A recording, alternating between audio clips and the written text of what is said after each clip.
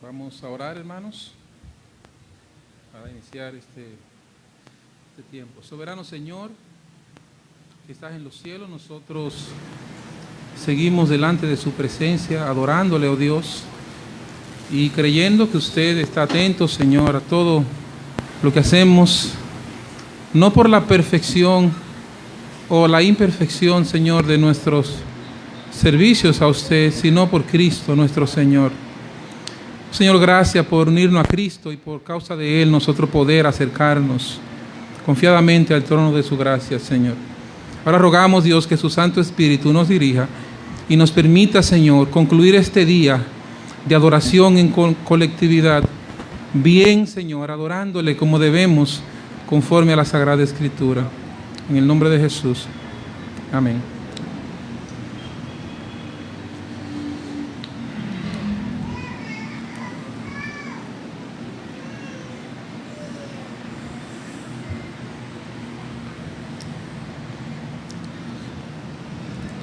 Los niños son una ternura. Tener niños, jugar con los niños, cargarlos, criarlos, es una ternura. Algunos le dicen ternurita a los niños, cosita, bebé, mi pedacito de gente, porque son una ternura. Si no lo quieren creer, hermanos, pregúntele a Efraín, que hasta su tono de voz cambió.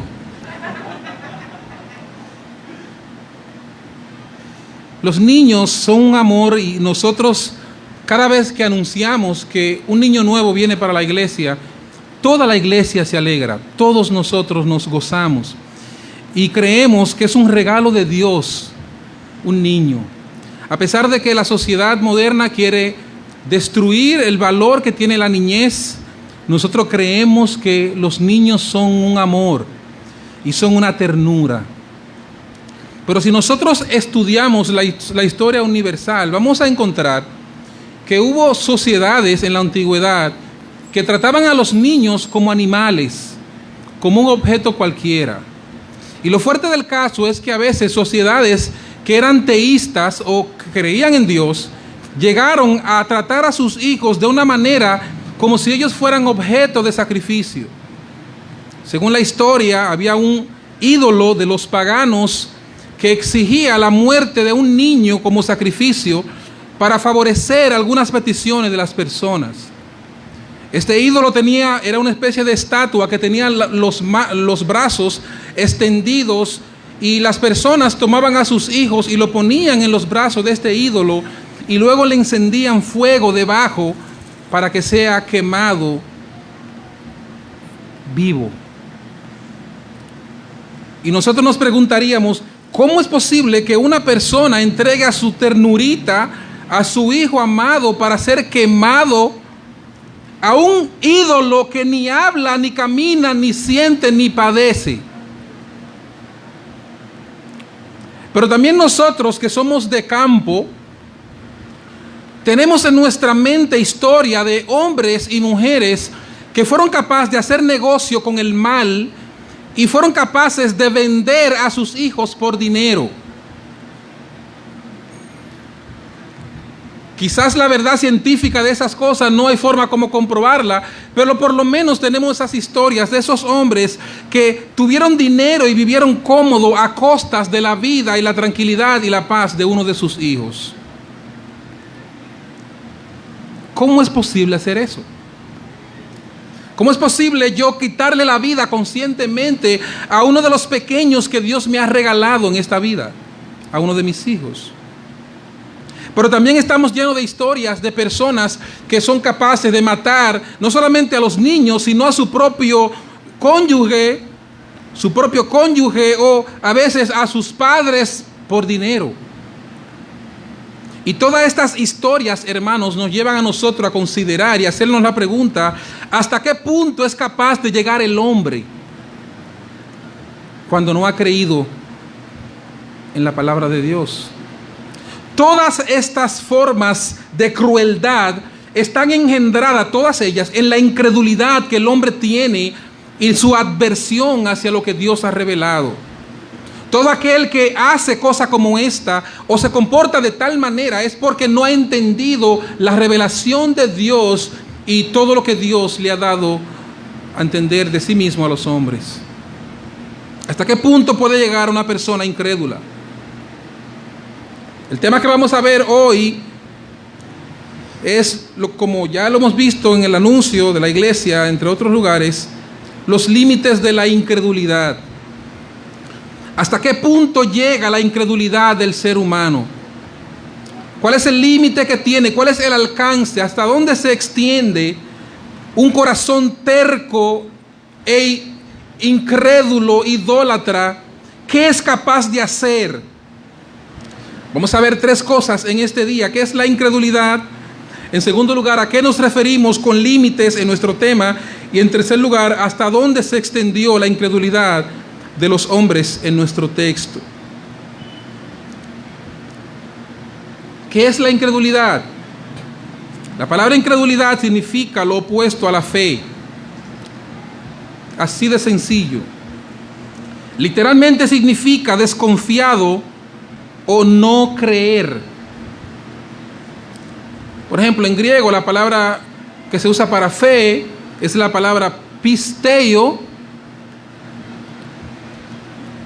y la palabra que se usa para incredulidad es apisteio, con un prefijo que niega la otra palabra. Así que entonces, incredulidad lo que significa es aquello que es opuesto a la fe, o desconfiado, o simplemente no creer. Es decir, no creer en algo aunque tenga en tus manos las pruebas para confirmarlo. Es tú no creer en algunas cosas aunque te demuestren con pruebas que tú debes creer en ello porque está comprobado. Entonces, mantener una actitud de desconfianza o no creer en esa cosa a pesar de que tenemos las pruebas, eso es incredulidad. Ahora bien, ese término no es simplemente, o no se refiere simplemente a una persona que no cree porque no ha oído algo, no ha oído una noticia o no tiene información. No es una persona que simplemente, basado en su ignorancia, él no cree porque no tiene suficiente información para creer. No es a eso a que se refiere, sino más bien es una persona que, habiendo oído y visto las credenciales que confirman tal doctrina, decide voluntariamente no creerla. ¿Y hay forma de tú refutar eso? No, realmente no hay forma. Yo no puedo refutarlo, porque si tú lo analizas, parece ser así, pero yo no lo creo. Eso es incredulidad. En la Biblia tenemos algunos ejemplos que nos ilustran a nosotros esta clase de incredulidad.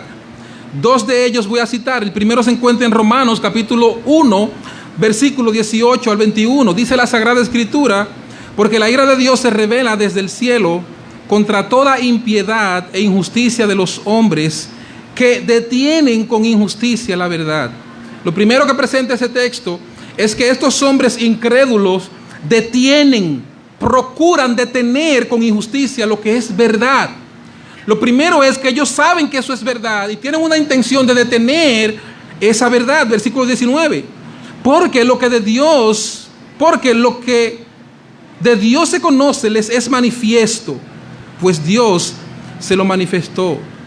Ellos procuran detener una verdad, no que ellos ignoran, sino que ya Dios le ha manifestado esa verdad, porque todo lo que Dios ha hecho a su alrededor lo hizo con el propósito de hacerse manifiesto a ellos.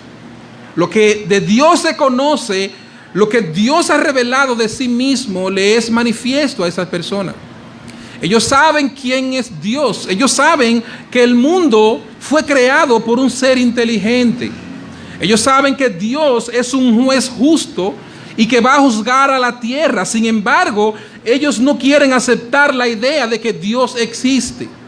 Es por eso que el texto dice, muy común y muy citado por nosotros, dice el necio en su corazón: no hay Dios.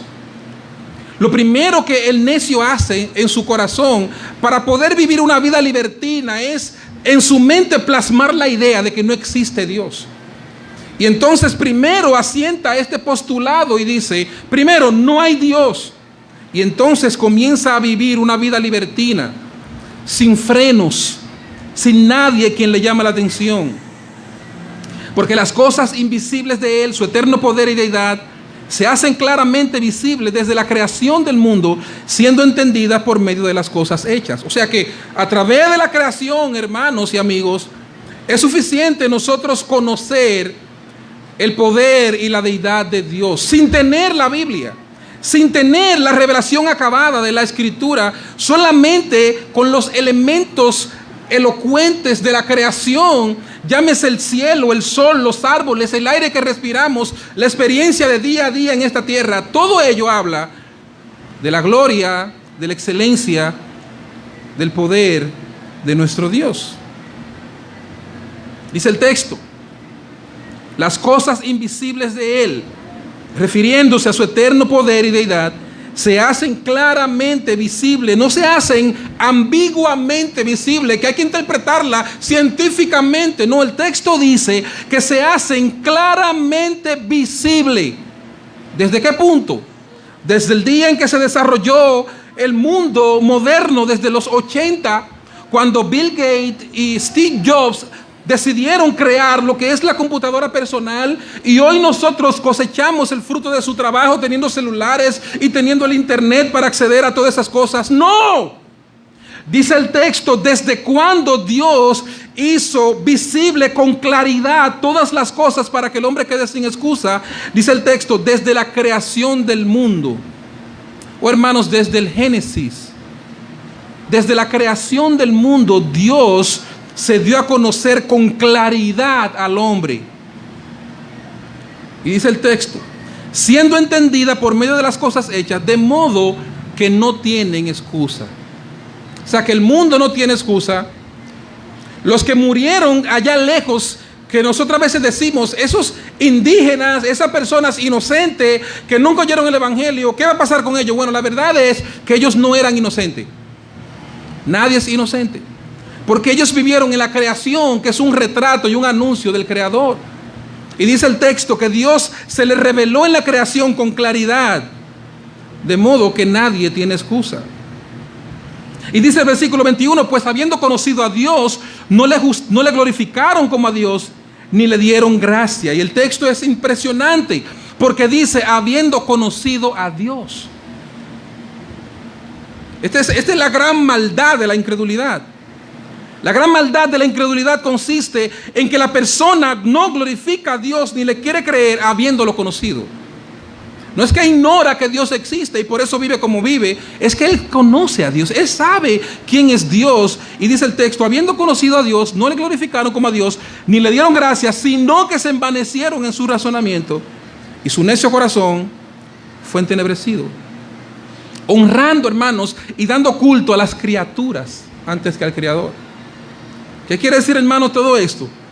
Que la incredulidad es una verdad que está impregnada en el corazón del ser humano desde la creación del mundo, desde la caída hasta nosotros. Y esa incredulidad no es basada en el desconocimiento o la ignorancia de los hombres.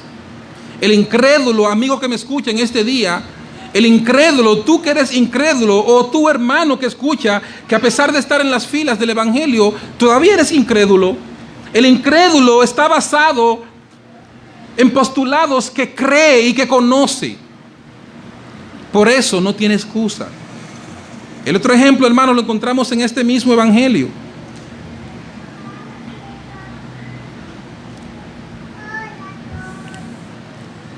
En Juan capítulo 3, versículos 19 y 20, nuestro Señor, aquí el escritor nos enseña a nosotros una verdad impresionante, y es en qué consiste la incredulidad del hombre. Dice el versículo 19, después de haber expuesto el amor de Dios para con los hombres, dando a su Hijo para morir en lugar de los pecadores, dice el versículo 19, y esta es la condenación, que la luz vino al mundo, y los hombres amaron más las tinieblas que la luz. Esa es la condenación. El hombre es condenado no por falta de luz.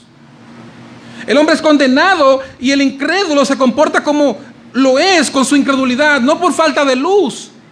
No es porque le falta información, no porque la iglesia no ha sido clara. No es porque la Biblia está en un idioma desconocido. No, la Biblia ha sido traducida a muchos idiomas y hoy la tenemos en nuestro idioma. Esta es la condenación, que la luz vino al mundo. Y los hombres amaron más las tinieblas que la luz. Tienen la luz ahí. Y los hombres dijeron, ahí está la luz, pero yo no quiero la luz. Y prefirieron estar en tinieblas. Y dice el texto, la razón, porque sus obras eran malas. Eso es incredulidad. Sus obras eran malas. Y ese texto tiene un sentido más fuerte cuando uno lo analiza a la luz de la costumbre de cómo vivían los judíos. Los judíos eran de las culturas más temerosas de la oscuridad. Ellos aborrecían la oscuridad. Es por eso que encontramos en los evangelios en muchas ocasiones como el Señor, hablando del juicio, y para ilustrar el juicio, Él le dice a ellos, serán lanzados a las tinieblas de afuera. ¿Por qué? Porque ellos, cuando estaban en tinieblas, ellos crujían sus dientes por el gran miedo que le tenían a las tinieblas. Y se justifica. Una de las plagas de Dios a los egipcios para expulsar o para sacar a su pueblo de allí de Egipto fue la tiniebla. Y Dios tuvo que alumbrarlo todo el desierto con una columna de fuego para que ellos tuvieran siempre claridad, porque ellos eran temerosos y miedosos con las tinieblas. Eso me recuerda a mis hijas, no a Eric, pero a mis hijas. Cuando a veces la luz se va y el inversor está apagado, está afuera, y de repente se pone todo oscuro, yo siempre donde quiera que estoy tengo que vocear, ¡no corran! Porque oigo a Nachel gritar con un grito altísimo, ¡guay! Como que el mundo se está acabando, pero fue que se fue la luz. Nosotros fuimos criados con vela y a oscuras, pero aquel que no está acostumbrado es temeroso de las tinieblas. Así que los judíos entonces tenían un gran miedo a las tinieblas. Por eso entonces, cuando ellos veían que el sol se ponía y que iba a venir las tinieblas, ellos procuraban estar dentro de sus casas para tener sus lámparas prendidas, porque estar en tiniebla era casi provocar un infarto en el corazón de un judío. Pero la maldad de ellos era tan mala que el Señor dice aquí en nuestro texto que ellos eran tan malos que a ellos le llegó la luz y ellos prefirieron la tiniebla. Prefirieron enfrentar la muerte. Prefirieron estar a punto de morir de un infarto y enfrentar sus miedos solamente por no exponerse a la verdad que había llegado a ellos. ¿Por qué? Porque sus obras eran malas. Porque todo aquel que hace lo malo aborrece la luz, dice el texto, y no viene a la luz para que sus obras no sean reprendidas. Todo aquel que hace lo malo aborrece la luz. Es igual que todo aquel que anda sucio. Está sucio y llegó a la fiesta, pero no se sienta adelante. No tenía otra ropa que ponerse. Hay una que tiene una mancha visible y entonces esa persona se sienta a oscuras en una esquina para que nadie vea ese sucio que tiene o esa mancha. Oh, hermano, venga por aquí. No, está bien, yo estoy cómodo. No lo ataquen, hermano, entiéndanlo. Usted no sabe por qué él no quiere pararse. ¿Sabe las veces que yo tenía zapatos rotos? Sí, hermano, zapatos rotos. Y en situaciones de la escuela y eso, no me gustaba pararme. No era porque yo no me sabía lo que había en la pizarra o la matemática. Es que ya yo estoy bien aquí, yo no quiero que me vean. De esa manera, hermano, de esa manera, aquel que hace lo malo no le gusta exponerse a la luz. No sale. Usted no ve que el ladrón espera de noche para robar. Por lo menos así era antes, porque ahora roban a cualquier hora del día, ¿verdad? Pero yo conocí un caso de un ladrón, de una persona que era ladrón conocido por la comunidad. Y todos sabían que él dormía todo el día y todos sabían que él robaba de noche y salía de noche a amanecer en la calle robando. Y en una estaban persiguiendo a un ladrón que supuestamente había atracado a otro para quitarle una motocicleta. Y entre la multitud estaba gritando aquel ladrón que todo el mundo sabía que era un ladrón: es un abusador, hay que matarlo. Y le dijo: sí, porque yo lo que robo es batería. Yo voy de noche y no es aquí, yo no voy a San Pedro, yo voy a Romana a robar batería. Ladrón. Esta es la condenación. La luz vino al mundo, los hombres amaron más las tinieblas que la luz. Razón, porque sus obras eran malas. Entre otras cosas, hermano, la incredulidad es una marca registrada de la humanidad. La incredulidad, hermanos, es una marca con la cual nosotros nacemos. Todos nosotros nacemos incrédulos. El ser humano es incrédulo por naturaleza.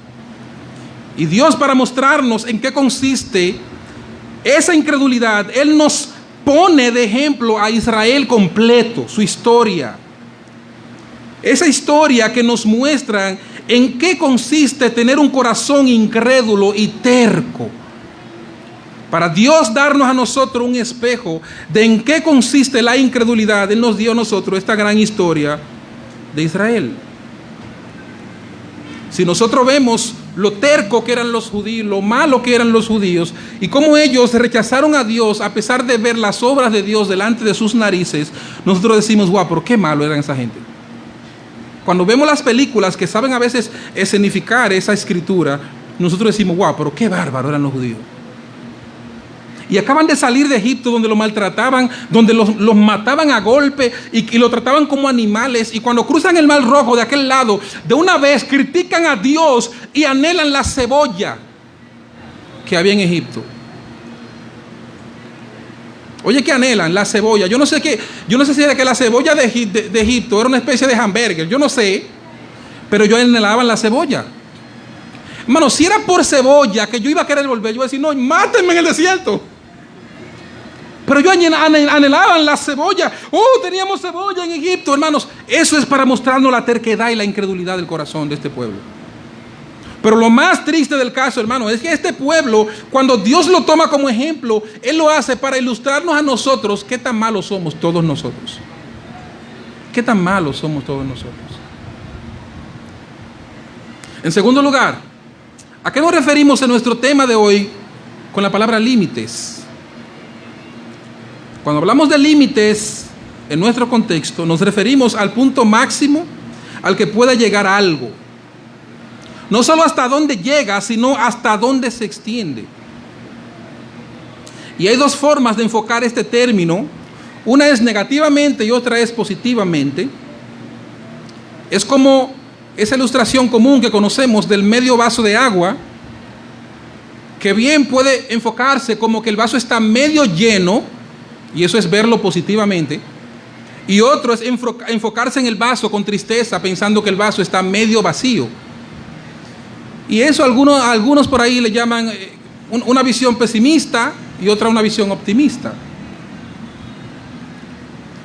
O también el ejemplo de la cerca. El límite nosotros lo vemos también cuando nosotros ponemos una cerca alrededor de nuestra casa.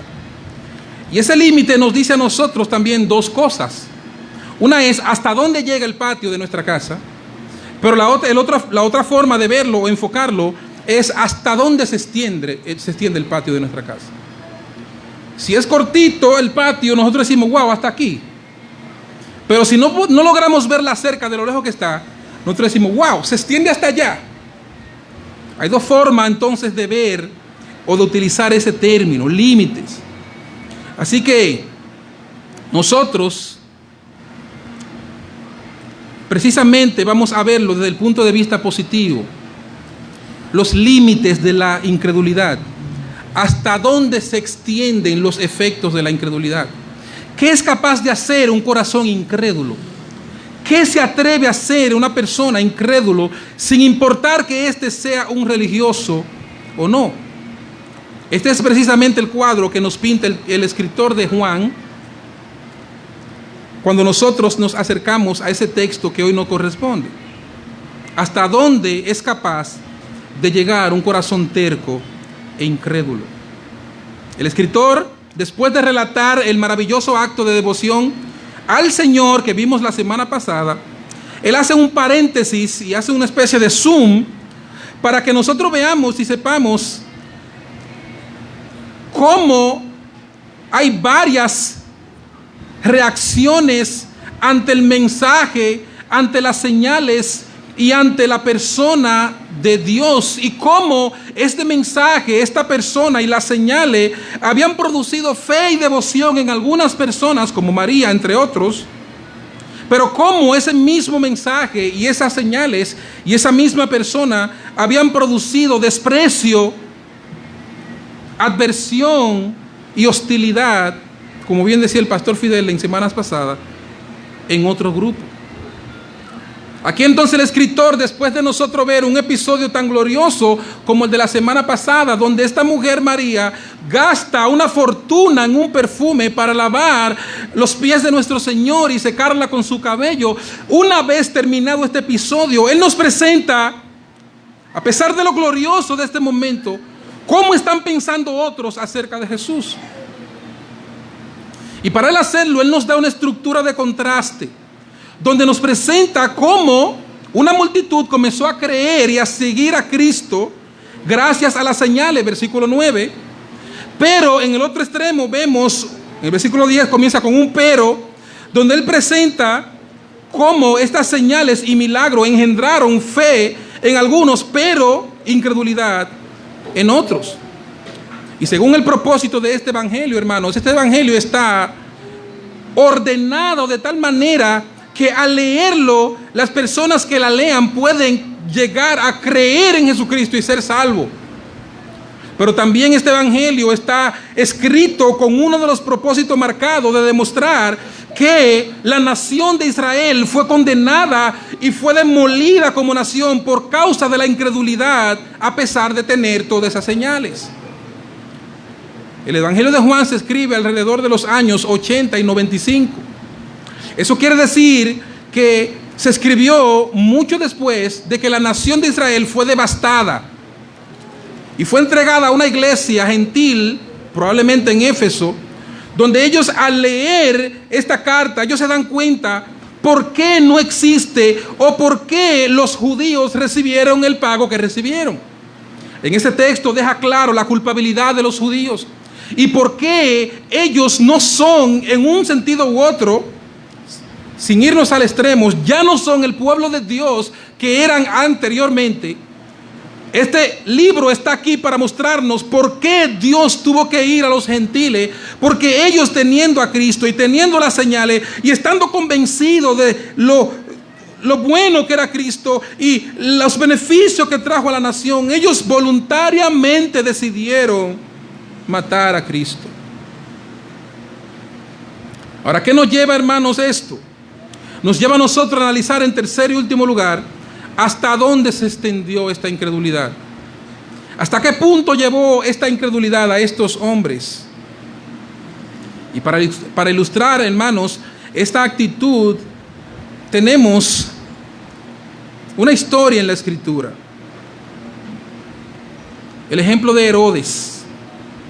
En Mateo capítulo 2, a Herodes se da cuenta que había nacido un niño y unos magos llegaron diciendo que el Mesías prometido había nacido. Y Herodes entonces mandó a llamar a los escribas y a los que conocían la ley para que ellos le mostraran si era verdad y dónde había nacido el Mesías.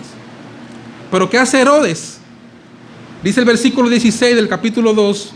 Herodes entonces, cuando se vio burlado por los magos, se enojó mucho y mandó matar a todos los niños menores de 2 años que habían nacido en Belén y en todos sus alrededores, conforme al tiempo que había inquirido de los magos. Hermano, es impresionante lo que vemos nosotros en esta historia del tiempo cuando nuestro Señor nació. Herodes mandó a matar a todos los niños pequeñitos. Y nosotros leemos esa historia como algo banal, como algo sencillo. ¿Tú sabes lo fuerte que es que él mandara a matar a todos los niños de 2 años que había en la nación? ¿Y qué iban a hacer con todos esos cuerpecitos muertos? A echarlo en fosa común, a quemarlo. ¿Qué iban a hacer? Y tú te imaginas los gritos en los hogares. Tú ibas cruzando por una calle y a cada rato tú oías un guay al frente y en la otra casa un guay. ¿Qué pasó? Mataron a mi hijo. Y matar a todos esos niños. Era ir a la casa y preguntar, ¿dónde está? Aquí hay un niño, ¿cuántos años tiene? Tiene 1 año y medio, mátenlo. Sin pensar. Pero mira qué linda esa niña, con ojos claros. Y mira su pelo, cómo se cae. Mátenla, mátenlo, eran varones. Mátenlo. ¿Por qué? Buscando matar a uno en específico. ¡Qué barbaridad! Y nosotros vemos ese episodio en la Escritura y nadie se escandaliza, como que todo pasa normal. Pero ¿sabe qué? Herodes actuó movido por la incredulidad. Porque lo fuerte es que él lo hizo no porque él no entendía, sino porque él sabía, conforme a la profecía que le enseñaron en el texto, que había nacido Cristo.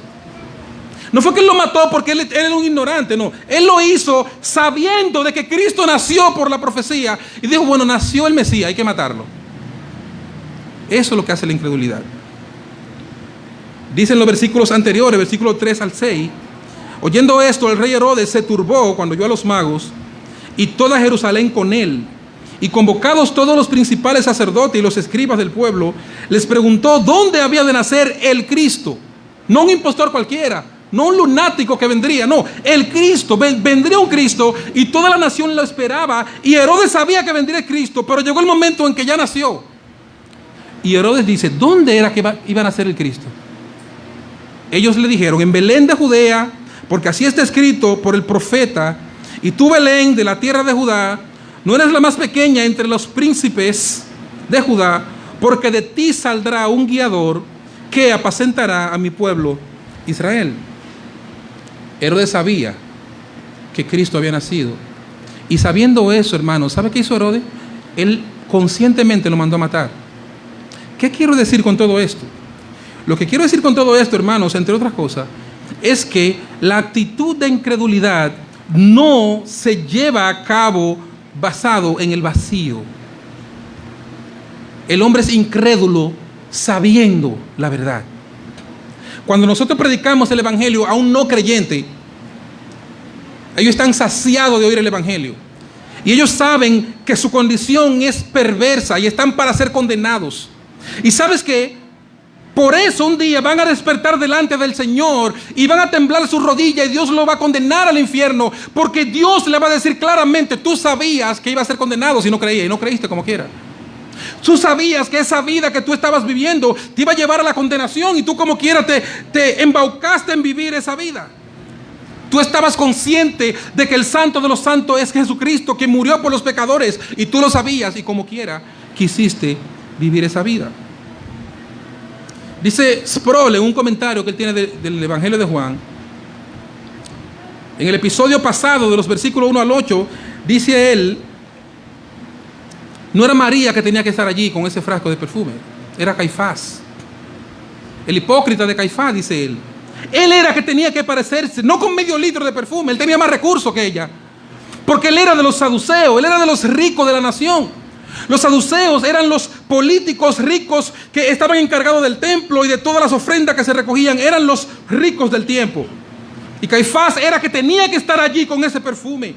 Él era que tenía que irrumpir entre la multitud y decirle a Jesús, aquí estoy para rendirte honor y pleitesía, porque estamos convencidos que tú eres el Mesías, que tú eres el Señor. Y además, dice Sproul, nosotros estamos ya conscientes y dispuestos a que venga Roma y debarate nuestra nación, porque tú eres el Mesías prometido. Así debió proceder Caifás. Pero no. Cuando él lo supo, él dijo, hay que matar a este hombre. Ya todo el mundo está creyendo en él. Y ese es el Mesías que no pudimos matar al principio. Ya hay que matarlo.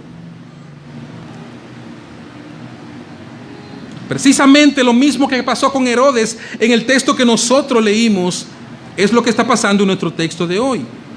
A pesar de que la enseñanza de nuestro Señor eran suficiente para que ellos creyeran, ellos aún sabiendo que Jesús era el Cristo, prefirieron y procuraron matarle. ¿Qué dice nuestro texto? Gran multitud de los judíos, versículo 9, supieron entonces que él estaba allí. ¿Dónde es allí? En Betania, donde se dio a conocer que había una fiesta y Cristo era honrado en aquel lugar con una cena, y allí una mujer hizo lo que nadie esperaba, y eso llegó a la multitud. Y las personas se dieron cuenta que estaba allí, dice el texto, y vinieron no solamente por causa de Jesús, sino también para ver a Lázaro, a quien había resucitado de los muertos. Según vemos en el texto, cuando inicia el capítulo 12, está a punto de llegar la Pascua. En 6 días llega la Pascua. Es la fiesta que reúne a todos los judíos de la diáspora, que se reúnen para ir a Jerusalén y adorar el día, para recordar, a Dios, adorar a Dios en el día de lo que fue la liberación de Israel de Egipto. Y entonces eso da lugar a que mucha gente, muchas personas estén reunidas en Jerusalén y sus alrededores para ese gran día de la Pascua. Para que entendamos, hermanos, una idea. Cuando en nuestro pueblo hay patronales, vienen los dominicanos, los consueleros vienen y hacen y apartan su vacación para esa fecha. Y en los días de patronales, tú ves a las personas que tenía mucho tiempo que no la veía, tú la ves en Consuelo por todas partes, porque hay fiestas patronales. Eso pasa no solamente en Consuelo, pasa en muchos pueblos de nuestro país. De esa manera también los judíos de la diáspora, los que estaban lejos y que habían crecido y nacido en otro lugar, se reunieron para ir al día de la Pascua. Pero al enterarse esas personas que había uno que decía que era el Mesías prometido y que ese había resucitado a Lázaro, después de que Lázaro hedía y estaba en descomposición su cuerpo, ¿sabe qué pasa con esta gente? La multitud se agolpa y va tras Jesús, porque dice el texto que habían creído en él y querían ver a ese Cristo, pero también querían ver su obra, el milagro de la resurrección de Lázaro. Dice el texto, pero los principales sacerdotes acordaron dar muerte también a Lázaro. Y es aquí, hermano, donde llega la maldad del hombre. No solamente quieren matar a la verdad, como dice en Romanos 1, 18 en adelante. No solamente quieren eliminar la verdad, sino que quieren eliminar las evidencias que deja la verdad. Esa verdad ha expuesto el corazón de los fariseos, el corazón de los líderes religiosos, pero para que la gente no sepa lo malo que son ellos, quieren eliminar esa voz que está clamando, quieren eliminar esa verdad.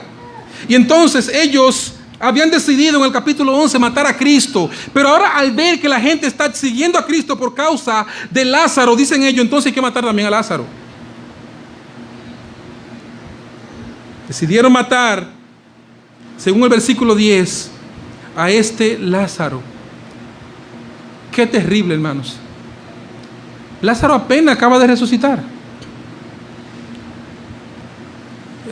No es una sorpresa. Lázaro diría, no, pero ¿cómo va a ser? A mí me van a matar. Pues yo no puedo creer una cosa así. Que le digan a Lázaro, Lázaro, te van a matar. Dice que me van a matar, pero yo estaba muerto. Tú dirías, bueno, quieren matar a Cristo porque Cristo lo ha puesto a ellos por usar un término, a coger lucha con la nación. Porque ya nadie quiere creer en él por seguir a Cristo. Pero matar a Lázaro, oye, pero ya se están yendo, ya se le está pasando, se le está yendo de la mano. ¿Sabe por qué, hermanos? ¿Sabe qué es lo que nos ilustra todo esto? Es que la incredulidad, cuando está en el corazón de una persona, lo guía y lo domina y lo lleva a hacer cosas que nosotros no nos imaginamos. Nosotros no nos imaginamos. Lleva el hombre a hacer cosas increíbles. Querían matar a este hombre que apenas resucitó. Querían quitarle la vida a un hombre que apenas iba a comenzar a celebrar. Todavía habían gente que no lo habían visto que resucitó, ya lo querían matar. Ya lo querían matar. Recién levantado de los muertos. Y ya los religiosos, los bondadosos, los que estaban llamados a ejemplificar el amor de Dios, lo querían en la tumba. Alguien dice, probablemente Caifás, que era saduceo, quería eliminar a Lázaro también, porque la presencia de Lázaro viviendo entre la gente iba a negar la doctrina que creía Caifás de que la resurrección no existía.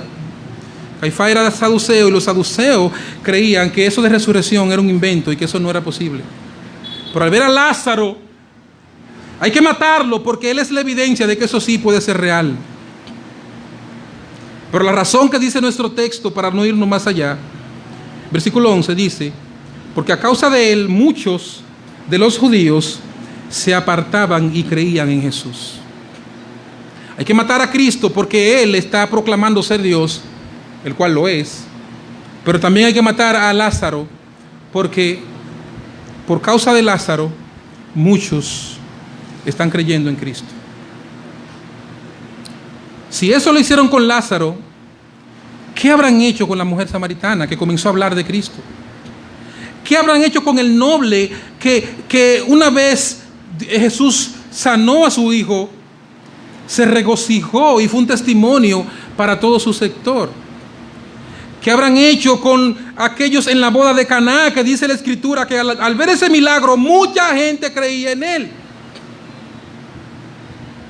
¿Qué habrán hecho con esa multitud que Jesús alimentó en el capítulo 6 de este evangelio? Cuando Jesús mostró su poder divino al crear pan y peces y crear alimento de la nada. ¿Qué vamos a hacer con ellos? ¿Qué hay que hacer entonces con los discípulos también y con aquellos que testificaban que Jesús anduvo sobre el mar, demostrando que solamente Dios puede caminar sobre las olas del mar y Él era Dios? ¿Qué habrán hecho con ellos? A este Lázaro, no solamente ellos dijeron vamos a llamarlo para que se calle y a sobornarlo. Ellos dijeron no, vamos a matarlo. Hay dos acciones adversas y perversas que engendró la incredulidad en el corazón de estos hombres. La incredulidad intenta destruir la verdad. Cuando alguien es incrédulo, tiene un afán arduo por acabar con la verdad, porque no salga a la luz la verdad. Y en segundo lugar, la incredulidad intenta destruir las señales y evidencia de esa verdad. Ahora, finalmente, hermanos, ¿sabe hasta qué punto puede llegar las acciones de un incrédulo? ¿Tú sabes, hermano, hasta qué punto podíamos nosotros analizar y crear un cuadro para decir, bueno, hasta aquí llegaría un corazón incrédulo? ¿Sabes, hermano? Nadie sabe. Nadie sabe, hermanos, hasta qué punto puede llegar el corazón de un incrédulo. Nadie sabe para qué puede dar una gente cuando llega a no creer en Dios voluntariamente sabiendo que Él existe. Nadie. Lo hizo Caín. Caín mató a Abel inventando algo que no existía. El asesinato. Eso no existía. ¿Hasta qué punto puede llegar Caín cuando él no creyó, cuando Dios le dijo el pecado está a la puerta, si haces bien serás alabado? Él no creyó en Dios y la incredulidad lo llevó a hacer cosa nueva que nadie esperaba. Una sorpresa para toda la humanidad. Y como decía una persona, que si realmente eran ellos cuatro que estaban ahí, Caín, Abel y sus padres, Caín mató al 25% de la raza humana por la incredulidad. El faraón mató a niños. Y el faraón enfrentó toda clase de plaga y ninguna de ellas fue capaz de mover su corazón para dejar ir al pueblo de Dios por su incredulidad. Esaú despreció el valor de la primogenitura y por una sopa, por un sancochito, que quizá ni aguacate tenía eso, ¿verdad? Despreció la primogenitura. Hermano, usted también lo iba a hacer. Usted lo iba a hacer hasta por un esquimalito. Porque el corazón de nosotros... Un esquimalito es un heladito, ¿verdad? Por si acaso alguien no sabe. Un heladito ahí, finito. Nuestro corazón es tan malo como el corazón de Esaú. El rey Saúl despreció el consejo de Dios de boca de Samuel, que le dijo, espera que yo llegue para ofrecer el sacrificio. El corazón perverso de Saúl dijo, no voy a esperar nada. Y comenzó él a ofrecer sacrificio a Dios, sabiendo que no debía hacerlo. Lo hicieron los líderes de la antigüedad, cuando mataron a los profetas. Así lloró Jesús sobre Jerusalén, diciéndole, oh Jerusalén, que matas a los profetas y apedreas a los que te son enviados. Lo hizo Caifás y su gente al dar muerte a nuestro Señor Jesucristo. Lo hicieron los judíos al perseguir y matar a los primeros cristianos desde Esteban en adelante. Y también lo hicieron los romanos al martirizar por tantos años a los seguidores de Jesús, con burla y entregándolo a las fieras, como carnada, y burlándose en los circos y burlándose en el anfiteatro y utilizándolo como antorcha para alumbrar su jardín. Cuando veían a un cristiano que bien se portaba y que era un hombre ejemplar, decían: wow, pero qué buena antorcha para mi jardín. Y cuando veían a una cristiana con un pelo hermoso, como el de Raida, sí, ¿verdad? El pelo de Raida, sí, hermoso. Decían: wow, qué pelo que alumbra bien en mi jardín. Y la agarraban y la amarraban en la estaca para quemarla. ¿Sabe por qué? Porque creía en Jesucristo. Hasta ese punto, hermano, las acciones perversas de los corazones de los incrédulos ha llegado en la historia de la humanidad. Esta verdad explica el porqué de las acciones de algunos movimientos populares de nuestro tiempo. Llámese el movimiento feminista. Un movimiento de un grupo de mujeres que defienden los derechos de la mujer, pero quieren el permiso para matar a esas mujeres antes que nazcan y así tener a menos mujeres para defender. Defienden el derecho de la mujer. ¿Y por qué no la defienden antes de nacer para tener más mujeres para defender? No, hay que matarla y así los recursos dan más para nosotros y hay menos mujeres que defender. Y los feministas y el movimiento feminista actúa y procede de esta manera, no porque ha ignorado que Dios existe, o no porque ha ignorado la verdad de Dios en la Escritura acerca de la mujer, de cómo debe ser la mujer y de cómo debe comportarse. El movimiento feminista actúa así por incredulidad, sabiendo lo que Dios ha dicho, pero rechazando el consejo de Dios. Eso pasa con el movimiento también LGBTQI, HY, hasta toda la letra. El movimiento que ahora quiere imponerle a todos los hombres y mujeres del mundo que es normal su comportamiento. No solamente se han entregado a sus placeres, sino que quieren arrastrar a nuestros hijos a ser parte de un estilo de vida y además arremeten con violencia contra todo lo que es Cristo, su nombre, su gloria y su evangelio. Y para ejemplo de ello tenemos las marchas del supuesto orgullo gay, donde ellos agarran y el tema principal de todo lo que ellos hacen en sus parades, en sus marchas, es vestirse de Jesús, agarrar la Biblia, disfrazarse desnudo, para ejemplificar a Cristo y burlarse del evangelio. ¿Por qué los LGBT hacen eso? ¿Lo hacen porque ellos nunca han oído el evangelio? ¿Son ignorantes a la verdad de la Biblia? No. Lo hacen a pesar de que ellos saben todo lo que Dios ha dicho acerca de su movimiento. ¿Por qué ellos quieren eliminar la Escritura? ¿Por qué no quieren que la Biblia sea leída? ¿Por qué quieren que la Biblia sea quitada de los brazos de los niños? Porque la Biblia pone al descubierto su barbaridad. La Biblia pone al descubierto su maldad, la suciedad de sus prácticas. Por eso entonces ellos quieren eliminar por completo lo que es la verdad. En tercer lugar, la ideología de género. Todos estos movimientos son engendrados por la incredulidad, hermanos. Ellos no ignoran la verdad, ellos la conocen. Hay un artista popular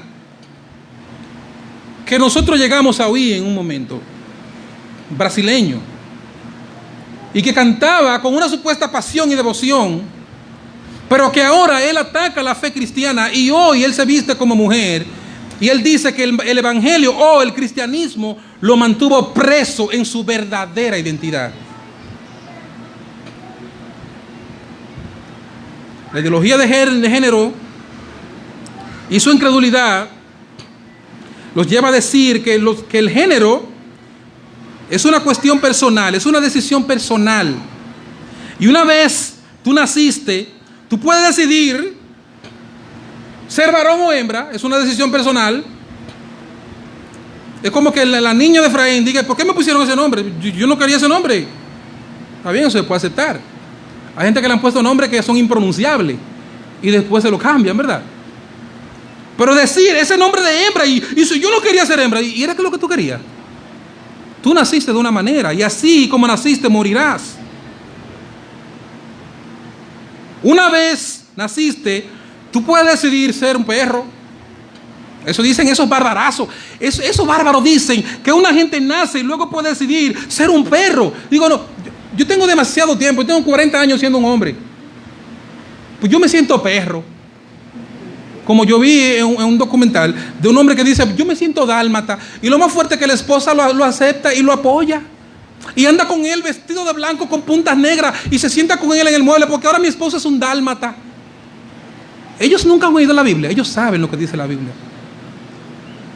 No que ahora yo me siento un caballo y entonces relinchan como caballo, brincan en la casa como caballo y tú ves que sale del baño y tú te asustas. ¿Qué es lo que está pasando? Ahí salió fulano porque ahora él es un caballo. Ideología estúpida.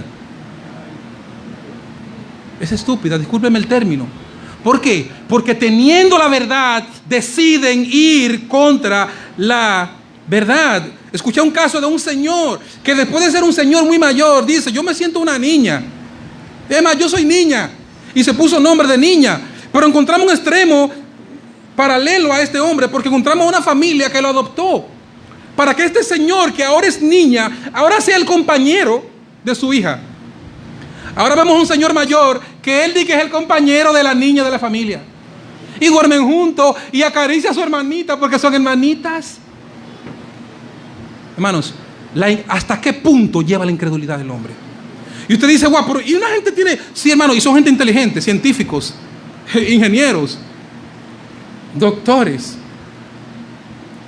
Inteligentísimo, que para otras cosas tú dices, wow, qué mente más brillante. Pero cuando llegan a ese punto, dices, wow, pero qué estupidez. ¿Sabe por qué? Porque tienen un corazón incrédulo.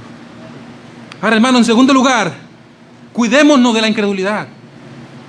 Tengamos cuidado con la incredulidad.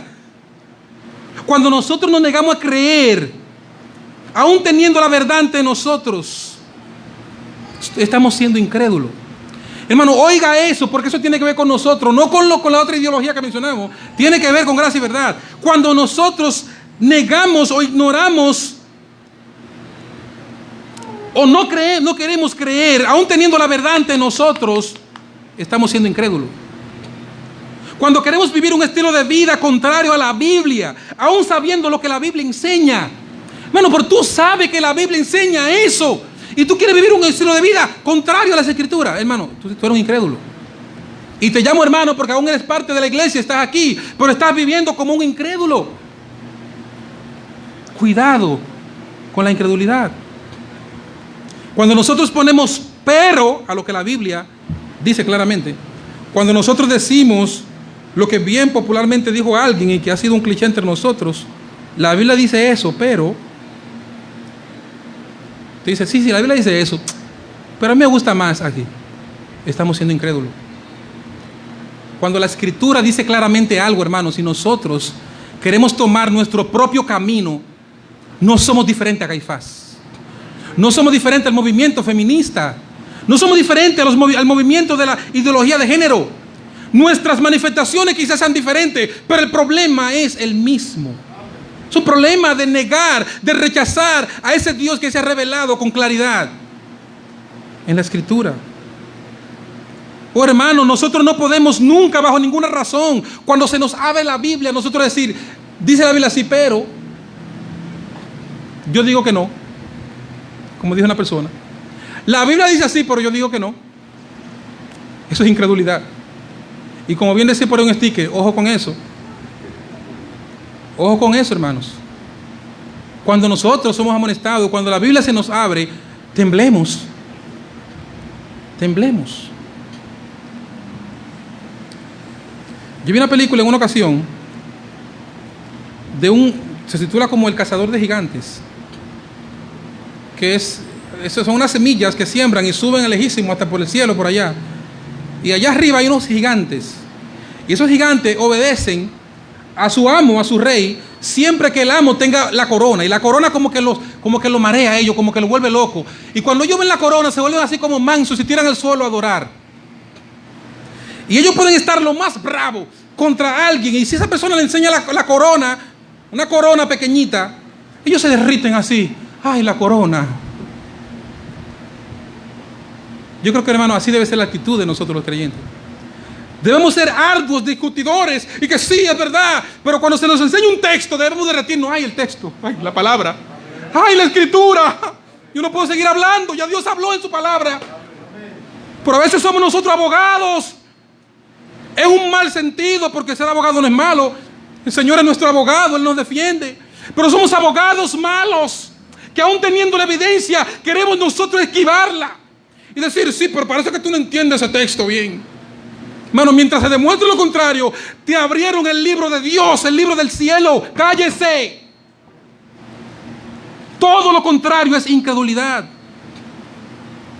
Cuando nosotros nos resistimos al consejo de los pastores o al consejo de los hermanos, que aunque no sean pastores, que nos llaman y nos enseñan la verdad, o de las hermanas que están a cargo de las más jóvenes para enseñarle cómo amar y respetar a sus esposos y criar a sus hijos.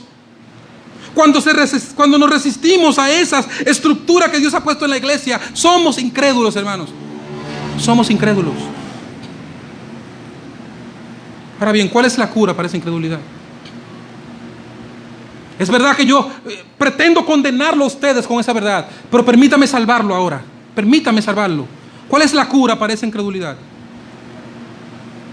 La fe. La fe es la cura. Si la incredulidad es no creer, la fe es la cura a esa incredulidad. La fe. La confianza. Cree, hermano, confía en todo lo que dice la Biblia. Que todo lo que diga la Biblia, hermano, sea suficiente para callar nuestra boca. Cree, hermano, en todo lo que dice la palabra de Dios, porque toda la escritura es inspirada por Dios, toda. Y nosotros creemos en la inspiración plenaria. Nosotros creemos que cada texto, que cada palabra, que cada coma, que cada tilde fue inspirada sabiamente por Dios. Crea, hermano, todo eso. Toma decisiones basado en lo que dice la Biblia. Consulta la escritura, ve qué dice antes de tomar una decisión, por más simple que parezca. Aunque te duela esa decisión, tómala, si es por el amor a la palabra de Dios. Cree al Señor. No seas incrédulo. Hermano, aunque seas creyente, no seas incrédulo. Y en último lugar, la cura, el Evangelio. El Evangelio es la cura, hermanos. Hermanos, ¿me escuchan? El Evangelio es la cura para la incredulidad. Esa es la cura de Dios para un corazón incrédulo y perverso. Este Evangelio nos recuerda nuestra incapacidad aún para creer. La fe es la cura, pero yo no puedo engendrar fe. Por ahí está el Evangelio. El Evangelio va a producir fe en tu corazón. Nos recuerda cuán incapaces somos aún de creer, pero también nos recuerda cómo en Cristo Dios nos provee la fe que necesitamos para no ser incrédulo. Y aún esa fe para ser salvo, también Él nos provee en el Evangelio la fe para permanecer creyendo. Hermano, el Evangelio nos provee a nosotros todo lo que nos hace falta para nosotros no ser incrédulos. Todos nosotros en alguna medida hemos sido incrédulos a la palabra de Dios. Todos nosotros a veces tomamos el camino que más nos gusta, el trabajo que entendemos que nos conviene más.